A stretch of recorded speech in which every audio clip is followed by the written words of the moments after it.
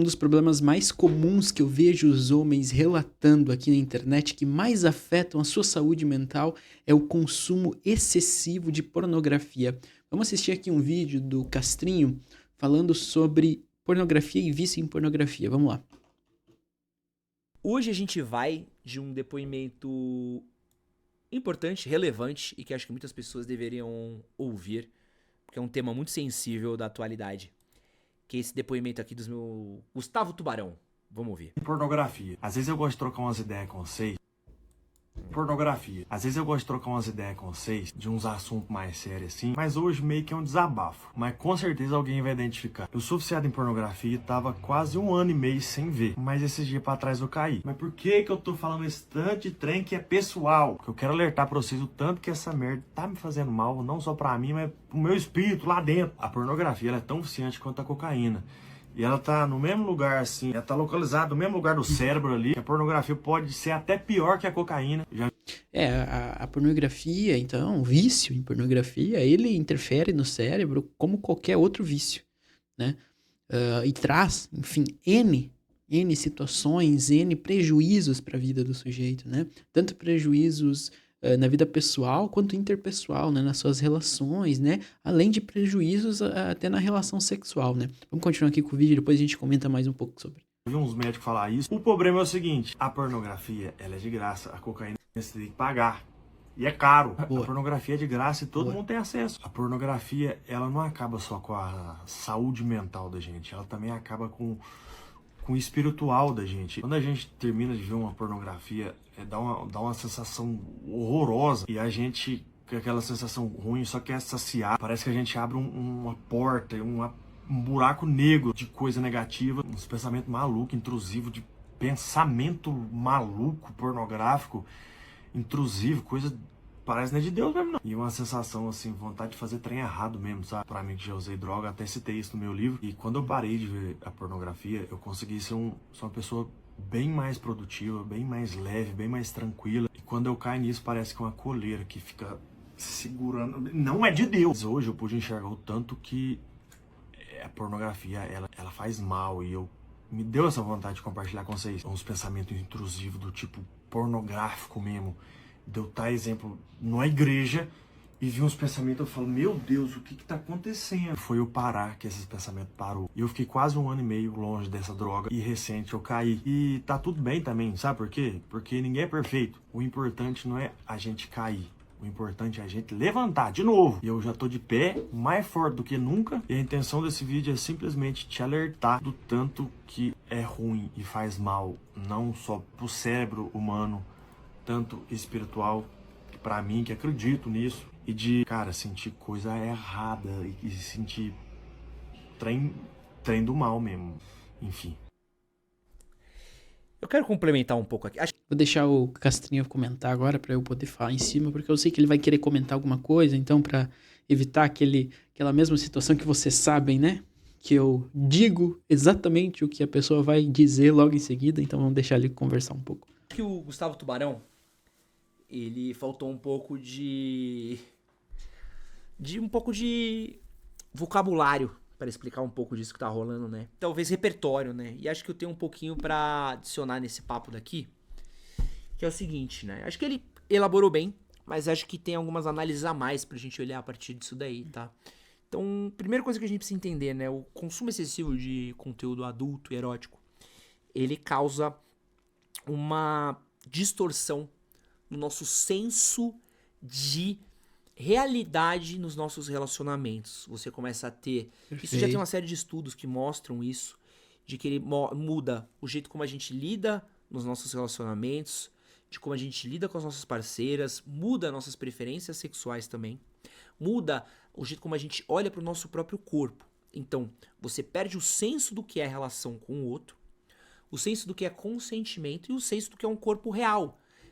Você cria, por conta dessa hiperestimulação e essa estar constantemente, então, sendo exposto a esses conteúdos, você cria uma dessensibilização.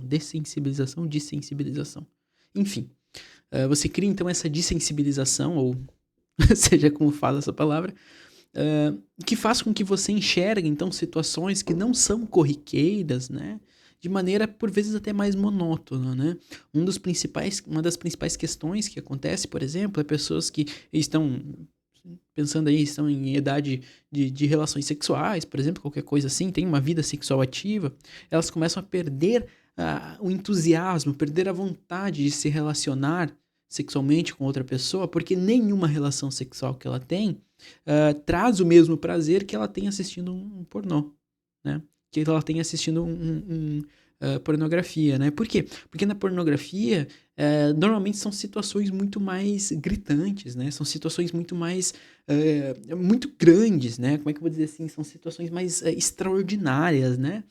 É difícil que esses vídeos sejam situações cotidianas de uma relação sexual, né? Não, é sempre tudo muito grande, tudo muito espalhafatoso, né?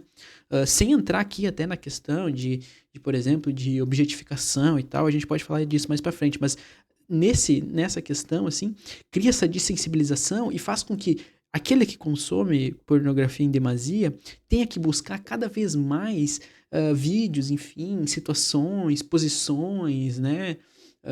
Cenas que sejam mais extremas, né? Para poder, então, aliviar, para poder se satisfazer, né? Ao mesmo mecanismo que a gente pensa em usuários de drogas, seja qualquer outra droga que for, né? Então, um usuário de cocaína, um usuário de tabaco, por exemplo, ele começa utilizando uma determinada quantidade de substância, né? Mas chega um momento que aquela substância já não é mais suficiente, porque o corpo criou uma resistência, né? E aí precisa de mais, o limiar para poder atingir o auge, atingir o ápice dessa satisfação aumenta, então você tem que consumir mais. E com a pornografia acontece do mesmo jeito. É um vício como qualquer outro, né, gente? É um vício como qualquer outro. Salva as questões, né, de que ele tem diferenças, né? Que eu imagino que o Castrinho vai comentar e a gente pode comentar mais pra frente. Então você quer fazer coisas com a sua parceira que às vezes não é o que uma parceira quer fazer, ou necessariamente não é o que seria uma relação sexual na vida real. Uhum. Olha que doideira. Pensa um jovem que nunca fez aquilo na vida e o único referencial que ele tem é um vídeo adulto. Ele começa a olhar para um vídeo adulto como se aquilo fosse uma forma de educação sexual. Ele começa a olhar para os corpos que ele vê num vídeo adulto e ele começa a achar que o corpo feminino é aquilo que ele vê nos vídeos adultos, aquela coisa extremamente idealizada, extremamente siliconada, aquela coisa extremamente feita, que é um recorte de um recorte de um recorte, né, na vida. E não só o corpo feminino, assim como o corpo masculino também, né? Aí as Se cria, pessoas têm- então, um ideal de desempenho, um ideal de formato do corpo masculino, né? Ou uma ideia de que para você, então, ser demonstrar, então, essa virilidade tem que ser daquela maneira, com aquela agressividade, naquela posição específica, né? Como ele está dizendo, é uma coisa irreal, né? Porque o que é montado na pornografia, né, é uma cena montada, que não existe na realidade necessariamente, né? Pode acontecer, algumas pessoas pode ser que gostem, curtam e tal, né? Mas não é o geral, digamos assim, né? Não é a grande maioria das pessoas. Tem peito caído, tem bunda caída, tem celulite, tem estria, o cara tem barriguinha, o cara tem pelo a mais, as pessoas não são tão perfeitas, os corpos não são tão perfeitos, o sexo ele não é tão agressivo, ele não é daquele jeito, existe toda uma parada de conquista, de beijo, de afeto. Quanto mais consumo erótico você tem, mais você afeta partes do seu cérebro. Ele comparou com cocaína, né? Eu achei que é uma comparação que eu já vi alguns especialistas compararem mais com o jogo. Porque ele tem muito mais uma relação com o jogo, né? Porque a pornografia, ela não necessariamente vicia, né? Então que não existe...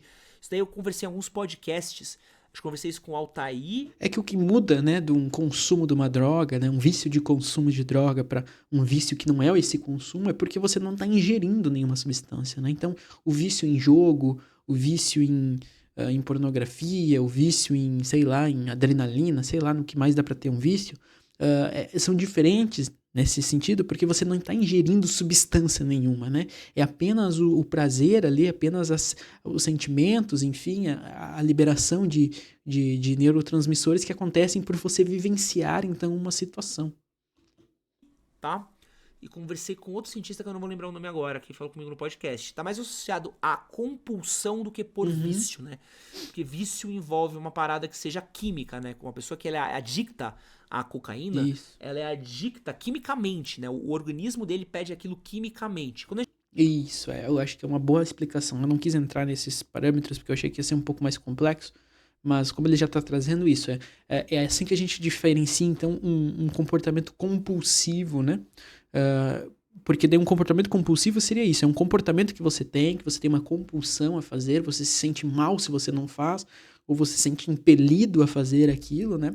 E uma adicção, então, né, seria esse vício, né, como a gente chama, né? Referente à ingestão de alguma substância química, né? E aí seja ela qual for, né? Álcool, nicotina, cocaína, enfim, seja o que for, né? gente está falando de compulsão, isso aqui é um uso de palavras que é muito importante até pela dialética do que a gente tá falando, né? Porque a compulsão, ela não necessariamente implica uma necessidade química, mas um condicionamento que a gente faz no nosso corpo para a necessidade daquilo.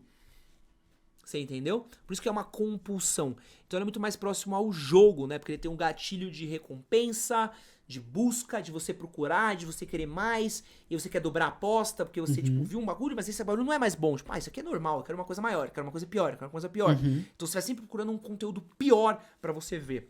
Isso acontece, esse mesmo mecanismo acontece, por exemplo, não só com a pornografia, né? Acontece com pessoas que costumam, então, consumir conteúdos extremos, né? Tem gente que gosta, né? Não sei, mas enfim, tem gente que tem o hábito de consumir conteúdos de gore, né? Que a gente chama assim, né? De mutilação, esses vídeos de acidente, né? Fotos de acidente, de machucado, enfim, seja o que for, né? A gente chama de gore, né? E as pessoas que consomem isso, né? Então chega um momento que elas estão tão dissociadas, né? Desse tipo de conteúdo que elas começam a consumir cada vez mais e tem que ser conteúdos cada vez mais agressivos, mais extremos, mais explícitos, né? Para poder então satisfazer aquele desejo, aquela necessidade, né? Aquela satisfação que elas têm por consumir esse tipo de conteúdo. Hoje a pornografia, ela tá cada vez mais chegando mais rápido, sacou? Para crianças e pessoas mais novas. Então, a galera tá vendo pornografia cada vez mais cedo. Então a gente tá contaminando crianças com esse tipo de conteúdo cada vez mais cedo, o que é ruim, tá? O que vai fazendo com que as crianças tenham acesso a isso, então deixam de ter uma infância digna, deixam de ter uma infância de cuidar, pô. De cuidar, de brincar, de ser criança. Às vezes a criança precisa ser criança, pô. Ver conteúdo de criança. Então você vê criança querendo namorar, criança querendo se relacionar, criança vendo uma parada que não é pra ser. Entendeu? Que não é... Diferente do que era, sei lá, 15 anos atrás, digamos assim, até mais. Talvez até uns 20 anos atrás. Hoje em dia o acesso à pornografia é muito fácil, né? É muito rápido. Qualquer pessoa com um dispositivo conectado à internet consegue acessar conteúdo adulto, né? E aí, qualquer pessoa significa adultos e crianças. Adultos e crianças. Eu mesmo tive contato com a pornografia muito cedo, né? Imagino que eu tinha uns 12 anos, eu imagino, né? Mas na minha época não tinha internet. Não tinha internet, né? Quer dizer, já existia internet, mas eu não tinha internet em casa, por exemplo, né? E tal. Era muito mais difícil acessar a internet, né? Na época. E hoje em dia as crianças têm acesso muito mais fácil, né? Muito mais facilitado. É por isso que é muito importante, né? Que os pais, os cuidadores, enfim, das crianças aí, dos pré-adolescentes, adolescentes, né? Consigam ter esse cuidado, né? Essa restrição, né? Ao acesso ilimitado, às redes sociais, enfim, à internet. E também, eu já sou mais... em vez de eu... Desculpa, deixa eu reformular minha frase. É que eu pensei várias coisas e não consegui colocar numa frase só. Mas quando eu vou falar sobre isso com pais, quando eu vou orientar pais sobre isso, né? Eu sempre gosto de partir da linha não da proibição, né? Dizer assim, olha, meu filho não vai ter internet, eu vou proibir tudo, colocar várias restrições no celular, enfim, eu vou ficar acessando o celular da pessoa para ver o que ela tá fazendo. Não que isso não possa acontecer eventualmente, né? Mas eu prefiro trabalhar com a ideia da orientação, né? Os pais, principalmente os pais, os cuidadores aí de crianças e adolescentes, têm que saber orientar eles, né? Orientar é para eles saberem o que eles não podem consumir, né? Óbvio que isso não vai impedir que eles consumam, né? A gente não tem como impedir que eles tenham acesso. Às vezes vai ser um coleguinha da escola, às vezes vai receber num grupo do WhatsApp, né? Enfim, às vezes vai conseguir acessar, vai acontecer, né? Isso a gente não vai conseguir proibir, né? A menos que coloque eles numa redoma, dentro de uma redoma de vidro, né? Senão, eventualmente vai acontecer, até por conta da curiosidade, né? Mas que a gente consiga orientar esses pré-adolescentes, essas crianças, esses adolescentes, sobre o uso da internet, né? E poder orientar eles que aquilo não é conteúdo que eles devem consumir naquela idade, que tem uma idade certa para que eles possam, então, se eventualmente eles gostariam, se quiserem consumir, né? Porque isso cria uma relação de intimidade e de segurança, né? Até porque se eventualmente o seu filho tiver consumido muito, tiver, então, uma compulsão ao consumo de pornografia, se você tratar esse tema como um tabu completo dentro da sua casa, ele nunca vai te dizer. Ele nunca vai te dizer. Ele vai passar ali o resto da adolescência, sei lá, com esse problema, o resto da vida adulta e nunca vai chegar para você e conversar, né? Então, na minha opinião, pelo menos na minha opinião, enquanto profissional, eu acredito que trabalhar no lugar do respeito, enfim, da orientação, né, enfim, desse companheirismo, né, com as crianças, com os adolescentes, com os pré-adolescentes, eu acredito que traga frutos mais duradouros, né, ao longo do tempo, né? Claro, não estou dizendo que você vai deixar que a sua criança, se você sabe que a sua criança está consumindo pornografia, você vai deixar ela assistir. Não é isso, né? Mas não tratar isso como um tabu, não tratar isso como uma briga, né? Enfim, como um castigo, né? Se isso vier a acontecer. Não, vamos lidar isso com uma orientação, com uma explicação, né? Enfim, do porquê que não pode, né? O porquê que é errado, o porquê que não seria bom, né? Eu acredito que a gente consiga ter um resultado muito melhor, né?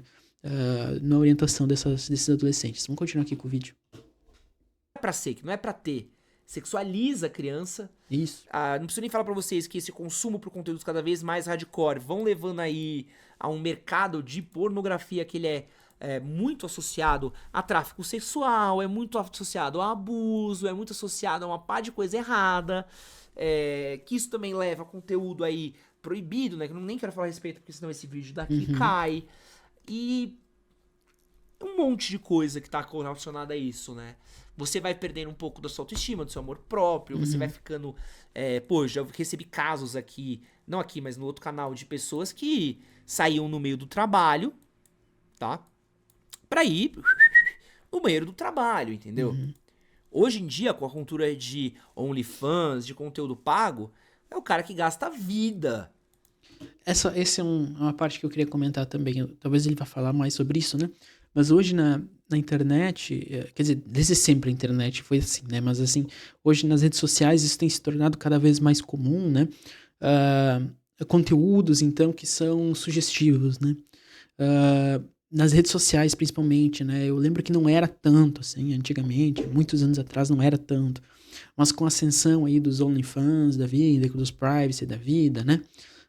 Isso tem se tornado muito agressivo, sabe? Muito agressivo, conteúdos muito agressivos, né? E conteúdos muito sugestivos, né? Enfim, que estão de fácil acesso para as crianças também, para os adolescentes, para os adultos, né?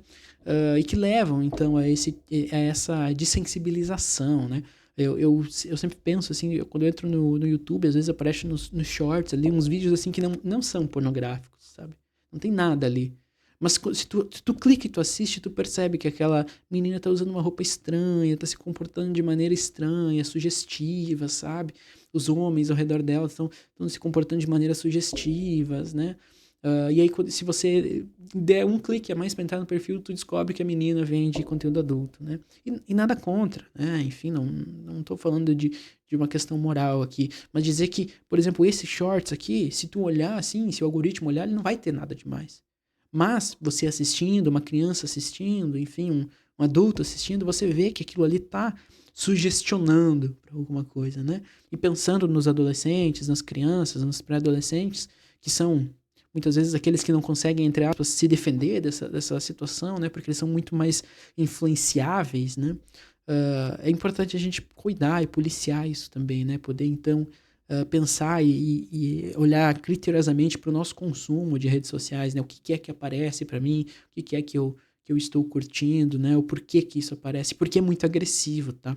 É muito agressivo. Às vezes aparece um vídeo, e aí você ficou 2 segundos a mais naquele vídeo, assistindo um vídeo sugestivo, e o algoritmo entende aquilo e ele vai te bombardear com aquilo. Eu sei porque acontece no meu Instagram, por exemplo. Falando de experiência própria, às vezes aparece uma mulher bonita ali e tal, de biquíni, sei lá. E aí, se eu assistir um pouquinho mais que aquilo, pronto. Aí é só aquilo, meu feed, só aquilo, só aquilo. E eu tenho que ir lá e clicar em bloquear a pessoa, clicar em não interessado, enfim, pra daí ele parar de vir. Mas vai dar 2, 3, 4, 5 dias, né? Como eu sou homem, né? Então eu imagino que esse deve ser o critério homem, então mostre esse tipo de conteúdo. Começa de novo. E não dá, e não dá. E daí meu feed fica só aquilo. Daí eu tenho que ir lá e bloquear e colocar não interessado, enfim. Né? Então é muito agressivo, o algoritmo é muito agressivo com isso. Pra ficar agradando o garoto do OnlyFans. E eu não preciso nem falar pra vocês aqui minha opinião sobre o OnlyFans. Eu já briguei com amigas minhas que têm OnlyFans. Pô, vou ficar falando mal de OnlyFans. Pô, cara, eu acho o OnlyFans ruim. Acho o OnlyFans ruim. Acho um péssimo gasto de dinheiro. Uma coisa que bota o cara podia estar gastando em estudo, podia estar gastando num teto pra casa da mãe dele, que o cara podia estar gastando em... sei lá, mano. O cara podia estar gastando em comprar um carro melhor, um celular melhor, ou podia estar investindo, ou podia estar só juntando pra velhice dele e tá gastando com uma garota que fica mostrando o rabo. É isso. A garota fica mostrando o rabo e ele gasta dinheiro pra garota mostrar o rabo. Pô, isso é terrível. Isso é terrível. Então, antes que o cara consumia de graça, hoje ele tá pagando aquilo. Olha como não tem. Eu não vou fazer juízo moral de valor disso, porque o meu canal aqui, minha perspectiva aqui é enquanto profissional de psicologia. Enquanto profissional de psicologia, eu não faço esse tipo de juízo, né? Eu compreendo, entendo a opinião do Edson Castro, né? Mas eu não faço esse tipo de juízo moral, enfim, juízo de valor, né? Eu entendo uma situação, eu entendo que é complicado, eu entendo que a ascensão dos conteúdos adultos, né? Principalmente da divulgação nas redes sociais, né? Mudou muito a maneira como a gente consome as redes sociais, né? Pelo menos eu olho para o passado e eu vejo que não era tão agressivo, não era tão, enfim, tão escancarado essas coisas, né? Dentro das redes sociais, né? A gente tinha que entrar em sites específicos, a gente tinha que buscar especificamente por esse tipo de conteúdo, né? E hoje tá é muito mais agressivo, né? No dia a dia, enfim. E aí fica uma galera falando, tem umas meninas no Instagram que falam, aí, você tá fazendo um pânico moral, porque isso daí é uma moralidade, não tem a ver com pânico moral, cara. Não tem a ver com pânico moral, acho que dá pra você ter uma boa educação sexual, acho que dá pra gente falar sobre o que é normal, o que não é normal no sexo, acho que você se masturbar, você conhecer o seu corpo, é uma parte natural, é um caminho natural do corpo humano, sacou? Perfeito, a gente não tá falando aqui, eu pelo menos não tô falando aqui contra a masturbação. Muito pelo contrário, eu acho que as pessoas se masturbam um pouco, às vezes. Poderiam se conhecer melhor, isso poderia diminuir muito problemas de compreensão sexual, autocompreensão, né? Mas o que a gente está falando aqui é sobre o comportamento compulsivo, né? De consumo de pornografia, né? Que está associado, no caso, à masturbação, né? Enfim. Você tá...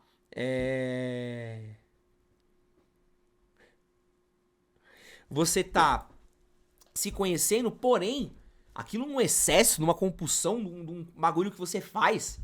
Gente que faz todo dia há anos. 2, 3 vezes por dia, deixa de se relacionar pra fazer isso, é loucura. Não dá pra você falar que isso é normal, isso é padrão, isso deveria ser normal. Então eu acho que esse é um assunto, é uma epidemia silenciosa que a gente fala muito pouco a respeito. A gente trata com descaso. Acho que o Tubarão é um cara que acho que ele precisava sentar e estudar muito sobre isso, porque é um tema legal, é um nome grande. Aí o Gustavo Tubarão, a gente já tentou trazer ele pro podcast. Conversei até mesmo com a gente dele pessoalmente, né, na VidCon. Queria trazer ele pra falar um pouco sobre saúde mental, falar um pouco sobre outros temas, mas infelizmente, né, acho que teve conflito de agenda. Bom, eu acho que ele terminou de falar o que ele gostaria de falar dentro desse assunto, né? Eu também coloquei o que eu consegui, né, referente ao que foi apresentado no React, né? Mas eu acho que sim, é uma dificuldade muito grande que principalmente muitos homens, mas também mulheres, tá? Mas também mulheres, né?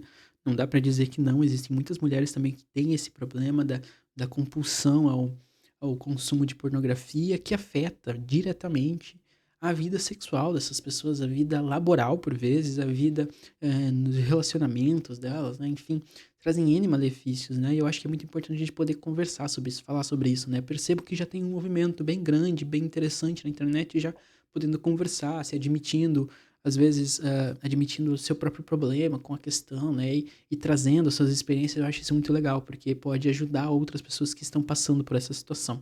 Além do mais, eventualmente, se você estiver passando por uma situação parecida, passando por uma questão parecida, e gostaria de ajuda, gostaria de iniciar um processo terapêutico, um processo de análise, deixei aqui na descrição do vídeo o link do meu site, onde você pode acessar e saber um pouco mais sobre o meu trabalho. No mais, eu agradeço a visualização de todos. Se você puder deixar um like, se inscrever no canal, eu ficaria muito agradecido também. Nos vemos no próximo vídeo. Valeu, falou e até mais.